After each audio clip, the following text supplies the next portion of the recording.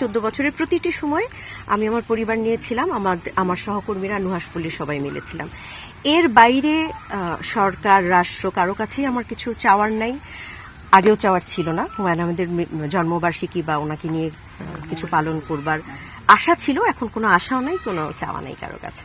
আমরা পালন করে যাব যতদিন আমরা বেঁচে থাকবো, বা যতদিন নুহাশপল্লীর একটি কর্মীও থাকবে, অথবা নুহাশপল্লীতে হুমায়ুন আহমেদের ভক্ত কর্মী যে থাকবে, আমার সন্তানরা আছে, আমরা পালন করব ইনশাল্লাহ। হুমায়ুন আহমেদের সবগুলো বইয়ের কপি বেশ কয়েকটা জায়গায় আছে, নুহাশপল্লীতে আছে, আরো বেশ কয়েকটি জায়গায় আছে।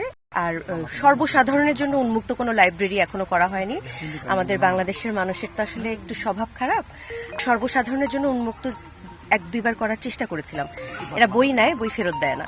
এবং আমাদের আসলে হুমায়ুন আহমেদের বইয়ের প্রথম প্রকাশিত কপিও ছিল অনেকগুলো, নন্দিত নরকে বলেন বা অন্য আরো অনেকগুলো, যেগুলো 80-র দশকের 90 দশকের বই। একদম প্রথম প্রকাশিত বইগুলো যখন কেউ নিয়ে শার্টের ভিতরে করে নিয়ে চলে যায়, তখন আসলে খুব কষ্টের ব্যাপার হয়।